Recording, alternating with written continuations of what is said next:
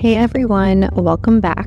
I'm your host, Carrie Simmons, and welcome to Everyday Eerie, the podcast where the ordinary meets the extraordinary. Dive into the world of ghost stories, haunted objects, eerie places, and unsolved mysteries that will send shivers down your spine. Each week, we explore the tales that blur the line between the living and the dead, the known and the unknown. So turn down the lights, settle in, and prepare to be spooked.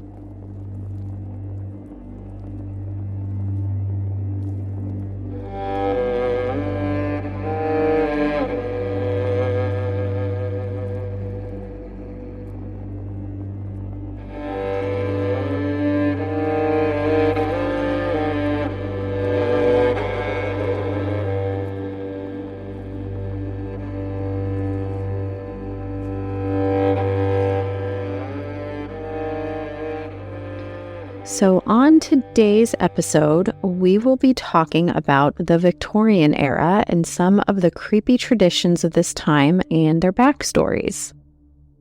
So the Victorian era is considered the period of time between 1820 and 1914 and was considered to be a time of significant change and progress as it related to culture and belief systems and society life. At this time, England had been making great strides and was fast becoming a superpower with Queen Victoria sitting on the throne.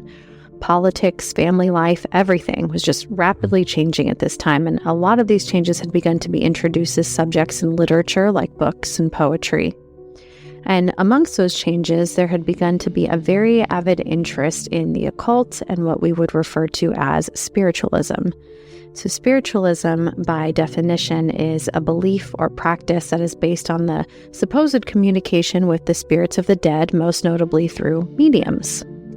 Now, the original idea of spiritualism had been around for a very long time already, with findings dating back to the Middle Ages, where people believed that certain individuals could speak to the dead or even become possessed.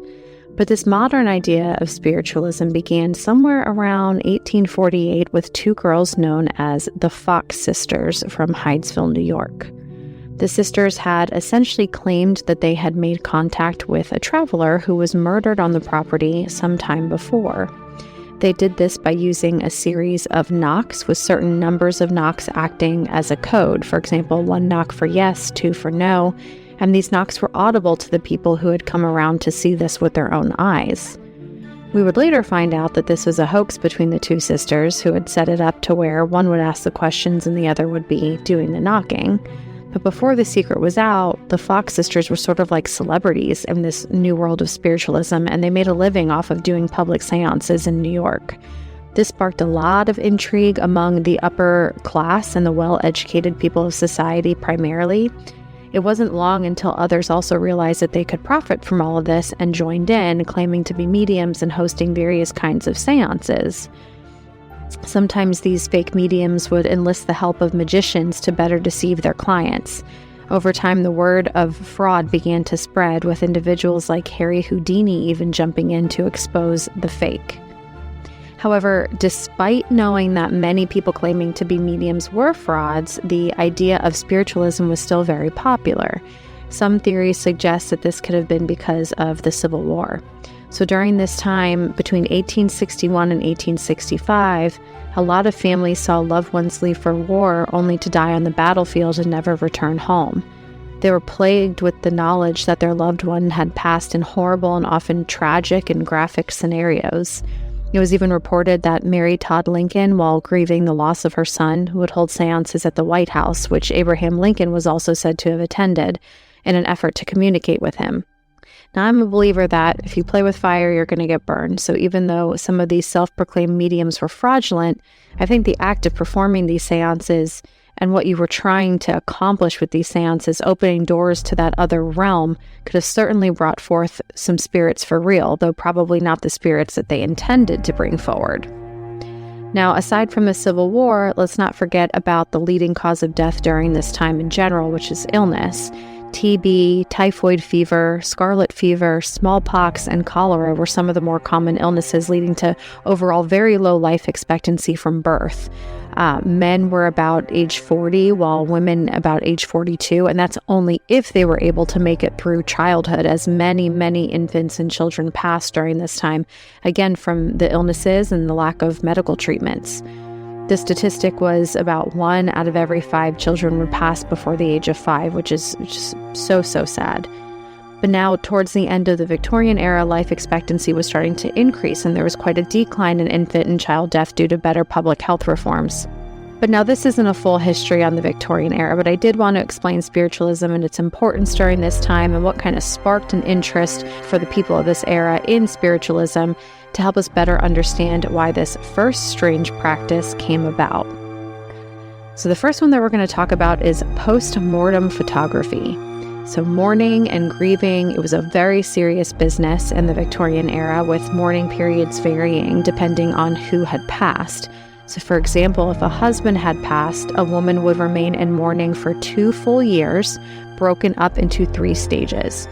So you had full mourning, which was the first stage and would last 1 year and 1 day, with the widow having to wear a full-length black veil and black dress without any decorative pieces of jewelry or anything else. Now, second mourning, which lasted about 9 months, and this is where women were at the point where they were able to lift their veils and wear minor pieces of jewelry. And then you had the last stage, which was half mourning, and this lasted the last 3 to 6 months of that 2-year period, where women were allowed to now slowly begin to gradually return to their usual jewelry wearing style, color of fashion, etc. Now, the thing to remember with these veils, too, is that they were long and heavy, often spanning 6 to 7, 8 feet. And they were also usually made of arsenic. So a lot of women would experience terrible symptoms from being that close to that chemical. Some even would pass throughout this time frame for having arsenic poisoning. Now, another strange way of mourning was postmortem photography, otherwise known as memento mori or death photography. So postmortem photography was just what it sounds like, pictures taken of and with the deceased. Now, with advances in photography, it offered an opportunity for people to have mementos of their loved ones in their final moments. It became a way for people to mourn and grieve and for them to come to terms with the passing of a loved one. Now, even though there were advances in photography, the fact is it was still pretty pricey. It was still expensive and not available to all people, or not something that would be done super commonly. It's not like today when you have a phone, you can take as many pictures as you want. These things were costly and it took time. So when someone did pass, they didn't have a lot of pictures available to them to remember these people. It's not just something that you did. So this became a way for people to have a little token of remembrance for the past loved one. Now there is a man, his name was Louis Daguerre, and he is kind of known as like a founder of photography. And he created what was called a daguerreotype image, where a piece of silver-plated copper was polished until it became into like a mirror-like finish, and it was treated with certain fumes that would help to make the surface more light sensitive. This was then exposed in a camera for whatever amount of time was necessary given the image that they were trying to capture, and the differences in lighting around them and things like that, and the image would change from positive to negative depending on what angle it was looked at, and it was commonly used for these post-mortem photos. Now, all this sounds innocent enough, but when you start to really look at these photos, you can clearly tell, for the most part, which individual in the photo is deceased when you start to kind of research and know what you're looking for. And they give me the creeps. When you start scrolling and you see all of these pictures, they're creepy. They really are just so sad and depressing. It seems like such an intimate glimpse into someone's life and their grief that it just feels very uncomfortable to look at them, especially when they depict young children. That's just heartbreaking to me, especially knowing that this was so commonplace for these young kids to pass at this time. They're just super uncomfortable. Now, there were several poses that were often used with these types of photos, some where the deceased was shown lying down as if asleep, Sometimes they would be surrounded by objects from their life, such as flowers, favorite possessions like little toys and clothing items for children. And sometimes they were shown in more of like a lifelike presentation, raised up slightly, propped up slightly to make them look as if they were seated, and sometimes with their closed eyelids painted over to make it appear as though they were alive and awake. Now, some of the photos on the internet that you will see claim to be post-mortem photos, and they're not. So there are some tricks that you can look for, and I'll have some real ones up on my Instagram page and YouTube video, but things to look for are, number one, and the most obvious, the person is in a coffin or laying on a bed with flowers and other items placed around what looks to be a sleeping person. Another way is by looking at the sharpness of the person. So again, it was really hard to maintain complete stillness during the lengthy process of having a photo taken. So the living often looked slightly blurred in these older pictures, while those who are deceased will have more of a sharpness to them. They'll look more like crystal clear, as they have obviously been completely still throughout this photo taking process. Now, some believe that these things called Brady stands would be used to prop up the deceased to put them in more of a lifelike position, but typically this type of standing frame was given to people as a support to help them in standing still, because again, it was a lengthy process. So this just gave them a little bit of that extra stability that they needed to keep them from moving. This is the same reason why everyone in old photos looks like they're contemplating throwing themselves down the staircase, because smiling would be way too tiring to hold during these longer exposure times. So if you want to feel really uncomfortable, go ahead and check these photos out, and let's be glad that this is a practice that we don't see much of anymore today.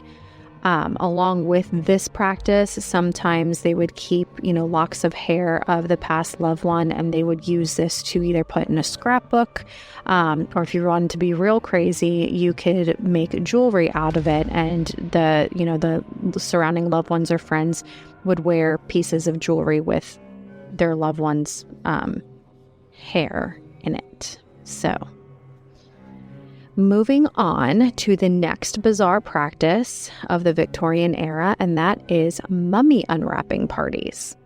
Yes, you heard that right. Mummy unwrapping parties, as in real mummies from Egypt being shipped over for a party near you. Because mummifying was such a common practice in Egypt, there was always opportunity to obtain one, usually by grave robbers who would sell these mummies to foreigners for foreign money. And it then became a spectacle to behold, to watch them be unwrapped as a sort of exotic experience for the people of the Victorian era. It was even believed that mummies were magical and special in their preservation, so much so that mummies were often sold to Western civilization, ground up into a fine powder that would then be consumed as a way of treating certain ailments. This was actually such a popular practice that the demand for mummy was so high that it drove con artists into selling counterfeit flesh that they advertised as being mummy flesh, though in reality, it was leftover flesh from those who died in poverty on the streets of Egypt, and at that time, there were plenty of deceased to choose from. Now, who doesn't want a little souvenir, or a little goodie bag, if you will, after attending a party? So it wasn't uncommon for hands and feet to be taken off of the mummy and handed out as a little memento of the night's merriment. So they would eat, they would drink, they would engage in merriment, they would unwrap the mummy, they would take its hands off and its feet off and take it home with them. And that was also something that was common in the Victorian era, was people liked to collect oddities, and they liked to collect stuffed taxidermied animals, and women would often use these taxidermy animals to decorate their hats in particular. But it wasn't uncommon to walk into someone's home, especially the wealthier people, and to see a variety of animals, taxidermy animals, and a variety of just strange artifacts and strange curiosities. And this is when they saw more of the opening of curiosity type shops, where travelers would go around and would find these strange objects and take it back to the town for people to purchase. So it makes sense that they would want a mummy hand to take with them, because who wouldn't? So I mean, no wonder the Victorian era was plagued with death. They kept performing seances. They were probably releasing curses left and right by disrespecting mummified bodies, but their fascination, with death just got the better of them, I guess. But next up on the list of reasons why the Victorian era was bizarre is the beauty practices. Now, here we are thinking we're so innovative with beauty masks and sheet masks, but in reality, these things have been used for centuries in the hopes of achieving flawless and ageless skin. So same old story. The one thing that we have done, though, is make these relatively safe for the public, something that the Victorians thought they were doing, but then discovered through trial and very unfortunate era that, maybe not that one. Let's not use that again. Now, the first of these things is meat masks. So Victorian women would often slather their face in pieces of raw beef or veal, thin sliced to be exact, before bedtime, and this was supposedly to help fade wrinkles and prevent aging. Then one day, a woman named Madame Rowley took some inspiration from ancient Korea, who are the OGs of the sheet mask world that we know today, and created the toilet mask. The only problem with this toilet mask was that it was to be worn while sleeping. It was made of a heavy rubber and was not breathable, so it came with a suffocation risk. So, if you're willing to suffocate yourself, by all means, use this mask to reduce your fine lines. Now, special serums were made to achieve the same beautification of the skin, only these were made with chemicals like radium, lead, and arsenic, our favorites. Arsenic was a fan favorite of the Victorian era. So here we are believing that the mortality rate of the Victorian era was what it was because of things like cholera, but maybe the lead-arsenic mask combo had a little something to do with it, considering women were poisoning themselves on a daily basis. That could have something to do with it. But what do I know? Men also were victims of this, as these things were given as concoctions to help support libido and general manliness. But, nothing a little radium can't fix. So men and women were both susceptible to this kind of poisoning in the name of health and beauty. Now, when we talk about beauty standards, our idea of beauty standards are hopefully a little bit different than what inspired those of the Victorian time. They actually drew a lot of their inspiration from those suffering with consumption or tuberculosis.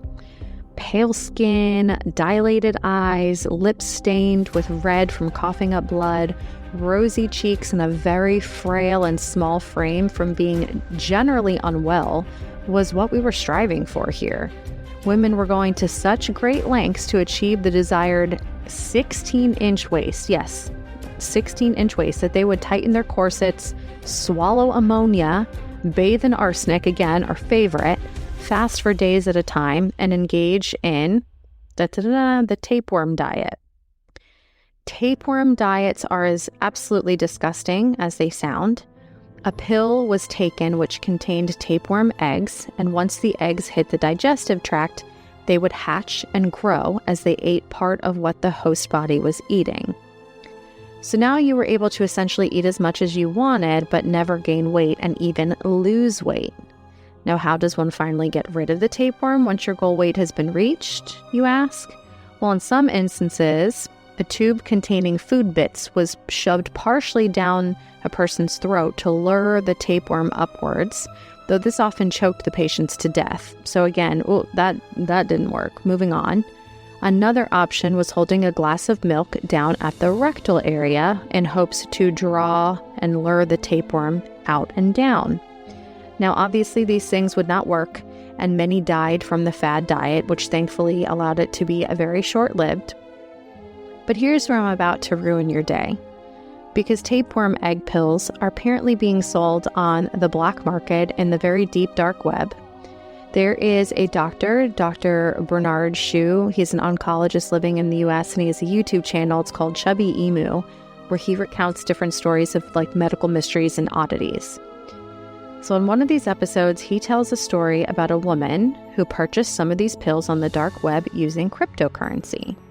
The 21-year-old female talked about how she had struggled with various diets, struggled with her weight, struggled with maintaining a good exercise program that would give her results, and so she searched for a quick fix and came across this tapeworm diet. So she purchased these pills. She took 2 of them, and shortly after, she began having some bloating and stomach upset, but she was dropping weight quickly, so essentially the pills were working. So forget about the bloating and the stomach upset. She was losing the weight she wanted to lose, so she was essentially happy. Then one day she was going to the bathroom when she said she felt something moving and slapping in the vicinity of her rectum. And when she went to stand and flush, she saw some rectangular brownish pieces floating and moving around in the toilet. Now, she thought this to be fat just exiting her body, so she ignored these symptoms until a few weeks later, when she described feeling a lump under her chin that when pressing on it would render her momentarily unconscious, like she would pass out. That's when the significant headaches and the head pressure began, which finally caused her to seek out help, though she did not admit to taking these pills the first go-around at the ER. She was told she must have had a virus because other routine testing came back negative for other common illnesses, and then she was sent home. Then she began experiencing a scarier symptom where she would suddenly wake up on the floor without any recollection of the day up to that point or how she got on the floor to begin with. So she then returned to the hospital and still did not confess. And at this point, it had been 1 year since she had taken these pills. The doctors were so thrown by her symptoms that they decided to do a deeper dive and perform a scope of her brain. And that is when they saw the presence of lesions, which concerned them enough to look throughout the rest of her body, where lesions were also found in several areas like her tongue and in her liver. Now, when confronted with this information, she finally told the truth about what had happened. And when she described what she had initially saw in the toilet, the doctors were able to gather that she had consumed 2 different types of tapeworm eggs, one that is more so found in beef and one that is more so found in pork. Now, the one found in pork will exit the digestive tract by releasing eggs into the bloodstream to then settle on a variety of surfaces, including the brain, and in her case as well, under the chin. Yes, the lump under her chin was a clump of tapeworm eggs. Yes. Now, fortunately, these things are treatable, but whoa. It can come with the cost of, number 1, being absolutely disgusting, and number 2, cognitive issues, personality issues, GI issues, toxicity issues, you name it. The symptom can be there depending on where the eggs have traveled, even though the eggs won't hatch unless in the digestive tract itself. Ugh. But so I hope you're sharing in the horror of that scenario with me, because just the words clump of eggs together in one phrase, one sentence, was really enough to make me want to vomit. So I hope you're feeling the same way that I am feeling about this. Now, next up, vampire autopsies. So again, in keeping with the theme of the Victorians being fascinated with death and looking for answers surrounding death, we have vampire autopsies. Now, where did this idea come from? Well, the idea of vampires had been mentioned numerous times in history prior to this point, but what convinced the Victorians was that those infected with tuberculosis had all of the obvious visible signs of a vampire. They would lose all their color, they would turn gray and pale, blood from coughing fits would stain their mouths and their clothing, and though this is these are common symptoms of TB that we know now, the Victorians thought this is definitely proof that these individuals are feeding on their prey, the fact that they have blood stains on their mouths. Now, in 1892, a young woman named Mercy Brown was exhumed from a family crypt in Rhode Island shortly after she passed from TB. So it was about 2 months after, to be exact, after her sister and her mother were also exhumed. The local townspeople were just shocked at how TB had gone through the Brown family and how it was ravaging their town, and thought for sure that the now infected son, or Matt Brown's brother, was being feasted upon by one of his family members. So this exhuming of the body was performed with a medical examiner named Harold Metcalf, who hoped to find certain remnants in her lungs to further prove his own theories about TB and where it had come from and the disease process. So when they exhumed her body, She, unlike her mother and sister, was actually fairly well preserved, which had them very suspicious. Now, the medical examiner thought that her body looked to be expected and decided that the cold weather aided in preserving her body, but when he opened her heart and fresh blood poured out, the townspeople knew better. They said, "No, no, Harold. Nope. Mercy is a vampire for sure."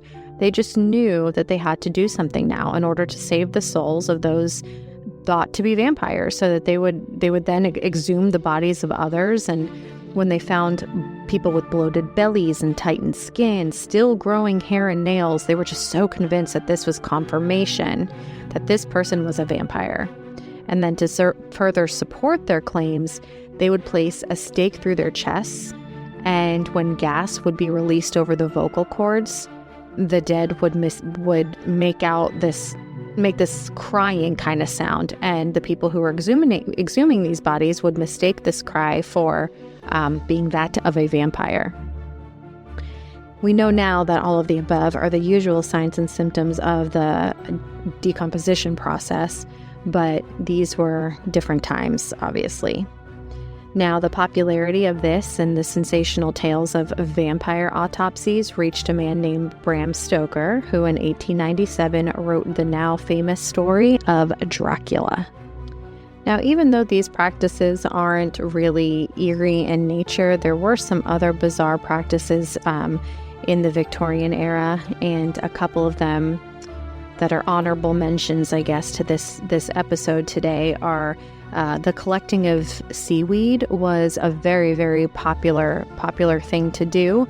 Again, it kind of ties into the idea of the fascination with oddities, and science was becoming more and more of a thing, and new things were being studied every day. So botany became very, very popular.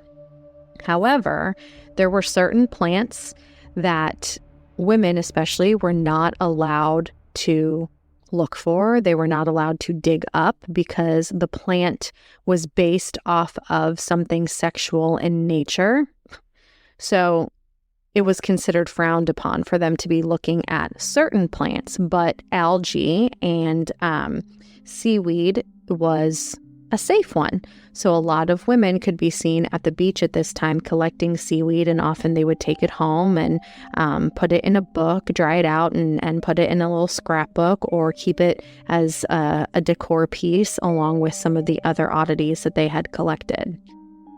There was also a couple stories of doctors telling people to walk around with newspaper covering their bodies, and that this would be a cure for pneumonia or protect them from contracting pneumonia.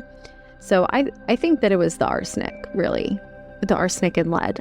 I think that that's what had all these suggestions kind of running rampant, these things that didn't make sense. Like, yeah, you got pneumonia, like throw some newspaper on it. So there were some pretty strange practices at the time. They also, because it's almost the holidays now, they also would commonly play a game called Snapdragon, where they would basically take a bowl of almonds, nuts, raisins, throw it in the dish, pour some brandy on it, and light the brandy on fire. And you would just stick your hand in there and grab as many little treats to eat as you possibly could without getting burned. And sometimes, to really spice it up a little bit, they would throw salt on it to watch the fire kind of crackle yellow. But it said that the brandy is only about 50% alcohol based, so it doesn't get quite as hot as something with a higher percent of alcohol in there, and that because nuts and raisins are poor conductors of heat, it actually isn't as hot as you would think. But I mean, they didn't know that the first time they decided to play this game. So the first group of people that ever said, let's play Snapdragon, had no idea that this fire wasn't going to burn as hot for all those scientific reasons. So I still think it was the lead and the arsenic. So it was a very interesting time, very, very strange time with practices that were definitely a little odd, definitely a little eerie. And that's why they have made the episode today. But that concludes our episode today on eerie stories from the Victorian era. So be sure to check out my Instagram page again to see some of those pictures. And don't forget to send a personal ghost story or any kind of paranormal story, weird story, miraculous story to everydayerie26@gmail.com. Thank you for joining me on this journey into the eerie and unexplained. I hope these stories have captivated your imagination and that you will join me next time for more tales of the strange and the supernatural. Until then, keep an eye out for the eerie in your everyday.